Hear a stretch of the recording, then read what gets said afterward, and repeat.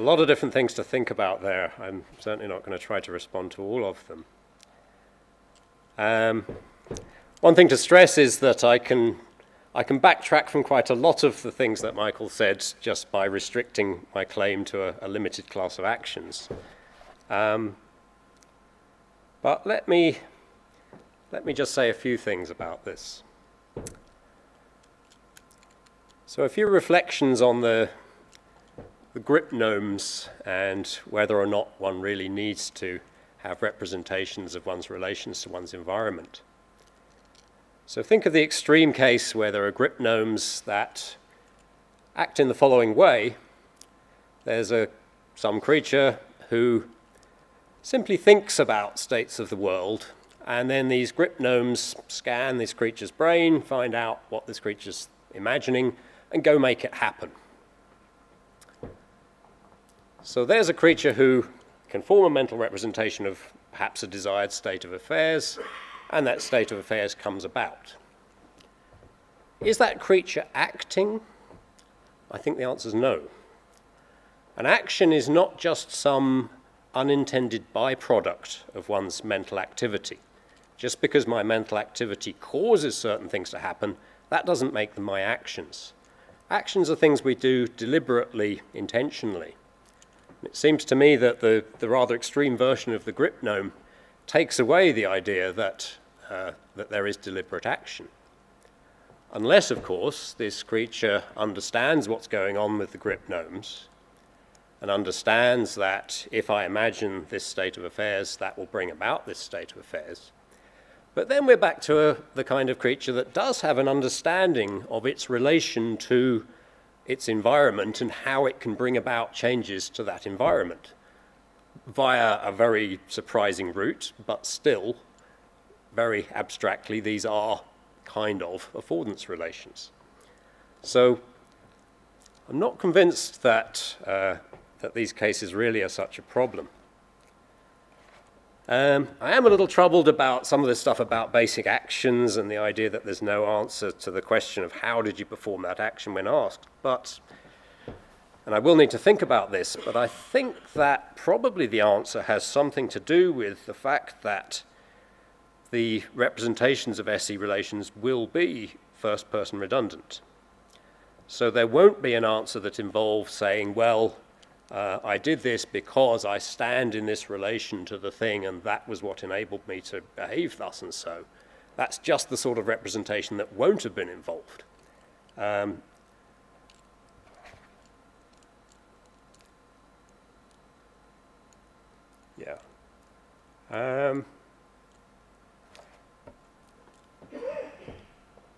Then just a little thought about the weird people and the egocentric bias. I'm not sure whether this really addresses what Michael was saying about the egocentric bias, but I do think that actually there are cases where actions one performs on one's environment involve relations that are not so straightforwardly egocentric. So what I have in mind is, suppose that I have the ability to take possession of someone else's body, something like sort of demonic possession, but what happens is that I receive information from their senses and I'm able to control their body. So suppose that I have the ability to take possession of Herman's body, and then I can see things from Herman's point of view and I act on things using Herman's body. And so when a thing is near, that has a certain sort of significance for my actions, but it's not strictly speaking near to me. It's centered on Herman and not centered on me. So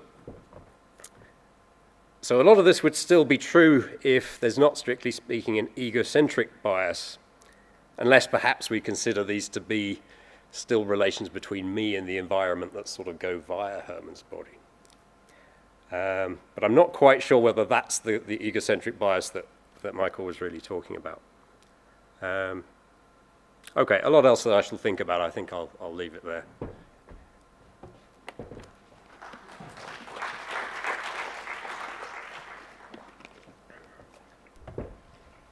There's a lot of questions. Okay, yeah.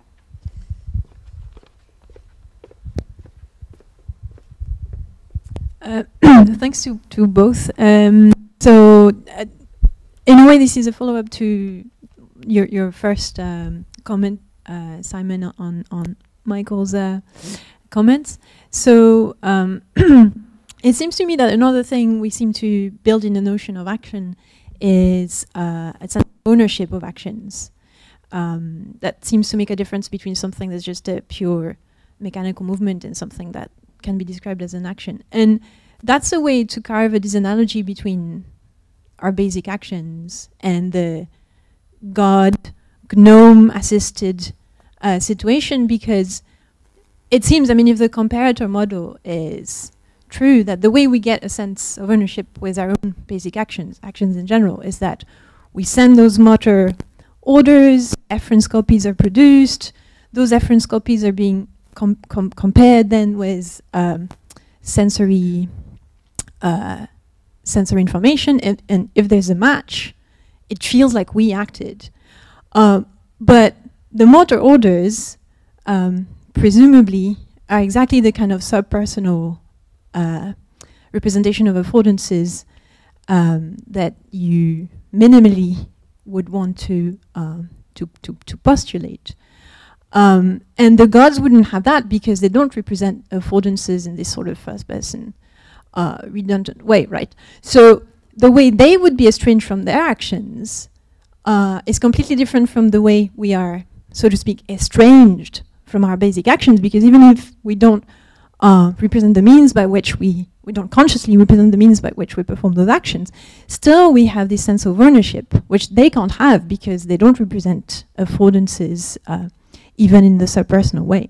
So that's a disanalogy which I think you could use. Okay, thank you. Yeah.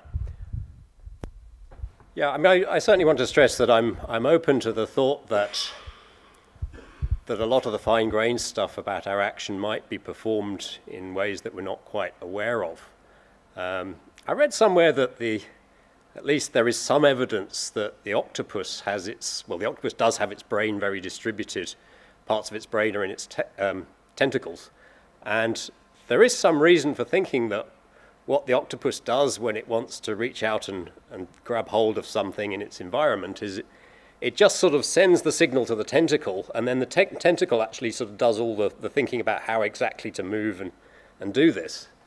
But still, I mean, so there's probably an element of the octopus in all of us, so to speak. But none of this strikes me as any kind of counterexample, because the octopus, insofar as it's self-aware at all, it's still aware that it stands in a certain relation to the object such that if it sends this signal to its tentacle, the tentacle will reach out in this way and grab it. There still does essentially have to be that sort of awareness, I think, or at least that's been the argument.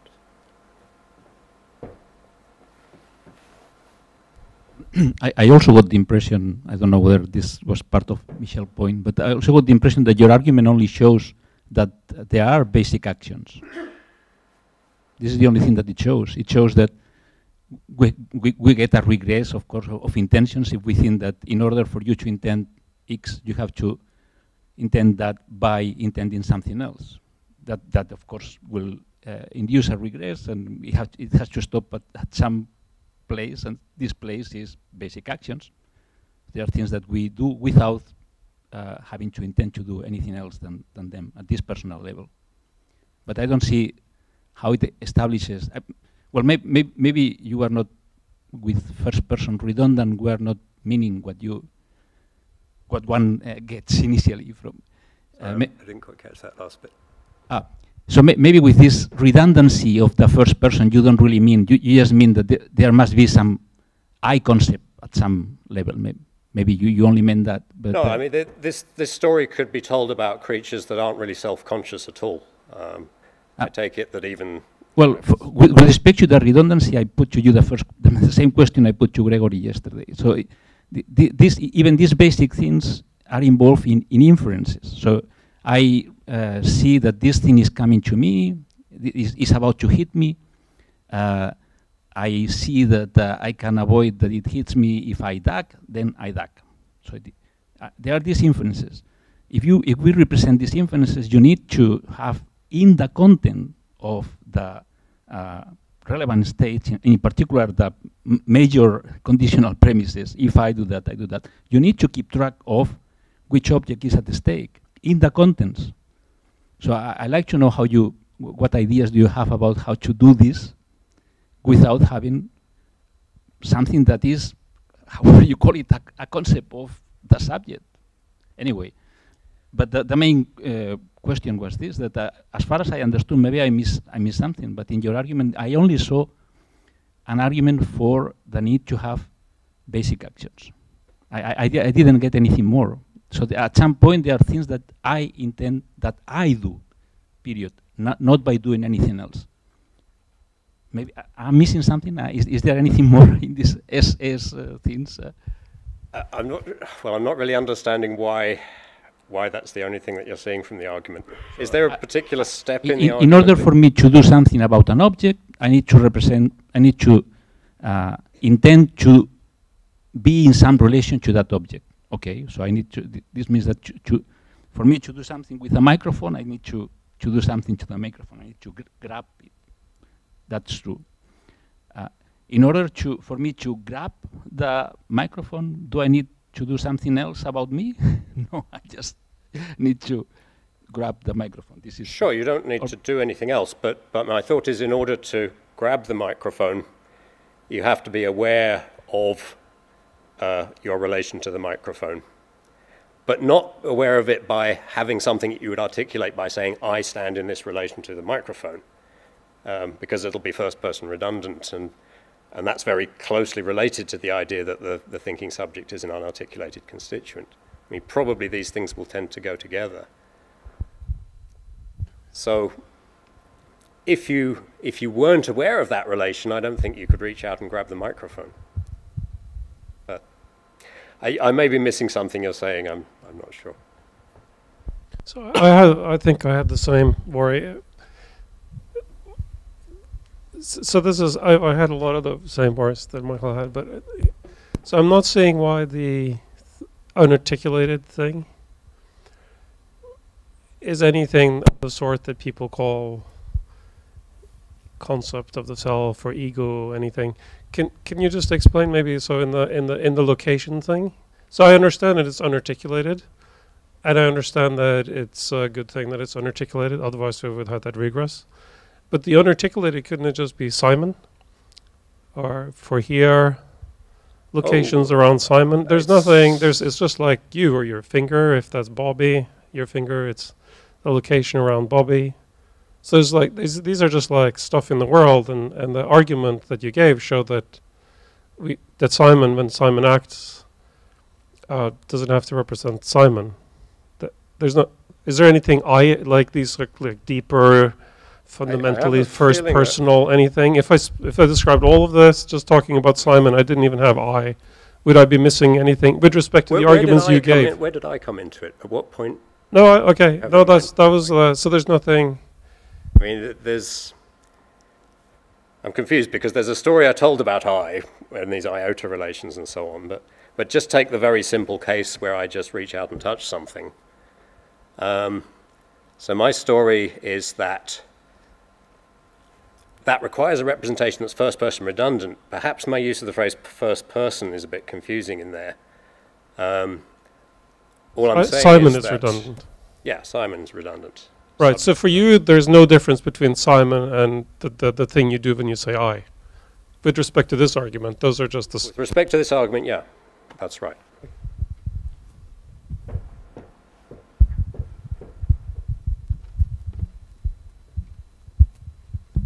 Yeah, I want to, I really like your first-person redundancy and the use in the regress argument. I think it's quite brilliant, in which case what I'm going to say next is a bit self-serving. It's also what I'll be discussing the next 2 days in this workshop.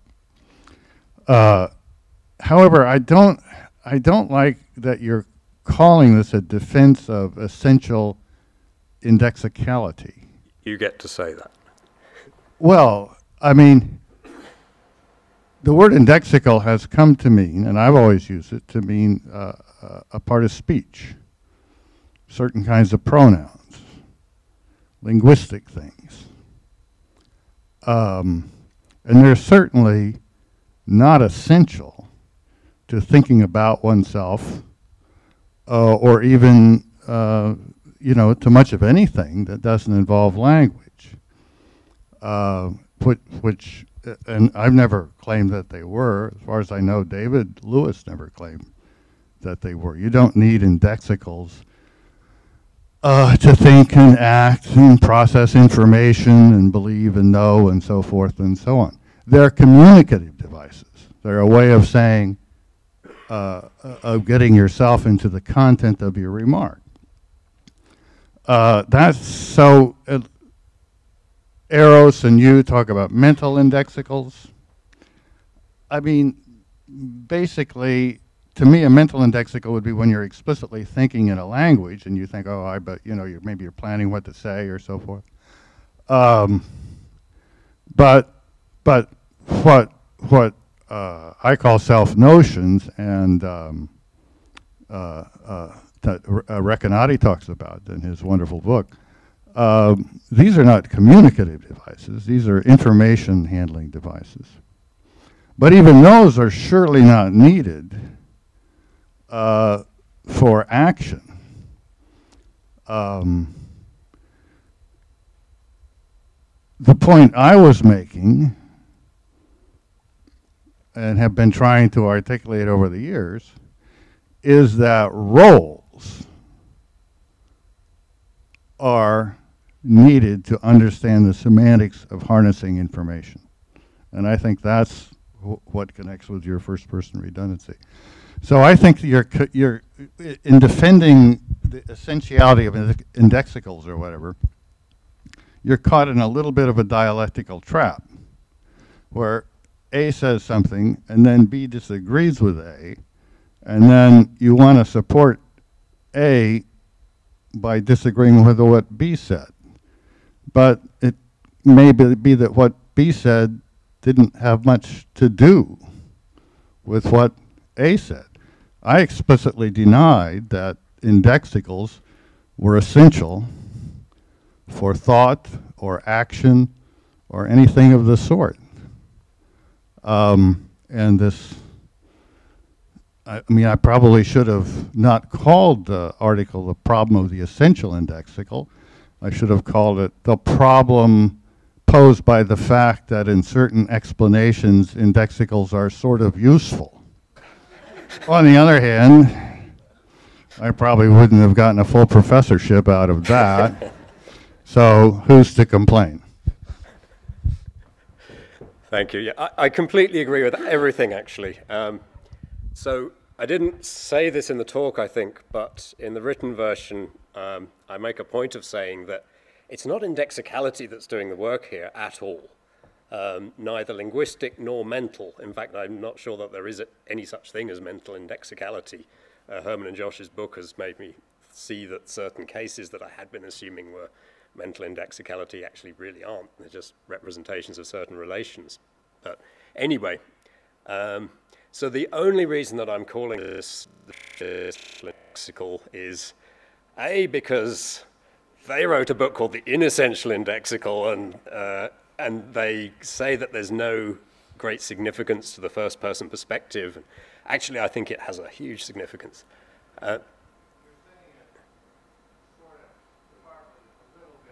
Annoy Herman, and I think that's something we can all get behind.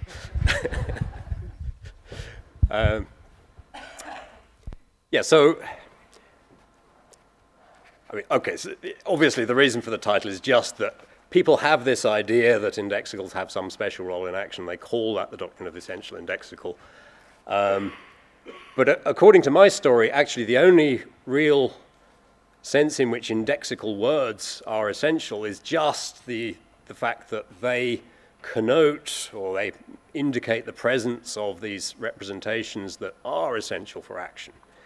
But of course, it's not indexicality that's doing the work at all. I would just go a step further and say that I don't think representations are required for actions. I believe in mental representations, but I don't think they're, I mean, and it's a little dicey what you should call representation. Lewis, as far as I know, never talks about representations.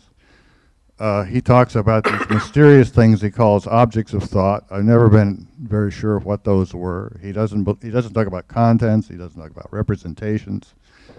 I think people don't realize what a hermeneutic challenge is posed by Lewis's views if you really take them seriously. But that's a digression. So, for example, I think everything I want to say about this comes out with a mousetrap, right? Which discussed at embarrassing length, particularly with David Israel in a paper called something, Harnessing Information or something. And I don't think mousetraps represent anything, but they process information. They are information action machines. And once you start representing things, you don't lose any of the structure of conversion of information to action. But you don't need the representation to exemplify that pattern, and you don't need to study human psychology to understand it. You can just study the bacteria or the cells if you don't like to study mousetraps, and you'll see that logic has a role there. The information action transition has a certain logic to it that all the human psychology in the world isn't going to get away from. If you want to study something, study computer science, where it's pretty well recognized. Yeah, actually, that's very helpful in possibly telling me where some confusions are. Maybe I should say a little bit about what I mean by mental representations. So I certainly am not assuming that all of these representations of SE relations are something like sentences of mentalese. I mean, they're not representations in that sense. There is that representational content there. But I have a very liberal view of representational content that I get from Daniel Dennett. I think that it's worth saying that something is a believer or has those sorts of states when it gives you a way of explaining something that couldn't be explained without assuming that kind of state.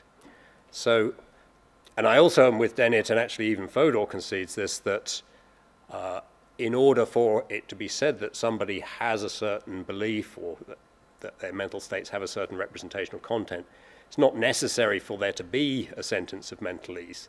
There's this example that that Dennett raises that Fodor responds to at some point, where there's a chess playing computer program and somebody says about it that it likes to get its queen out early, and there's no line of code in there that says this likes to get its queen out early.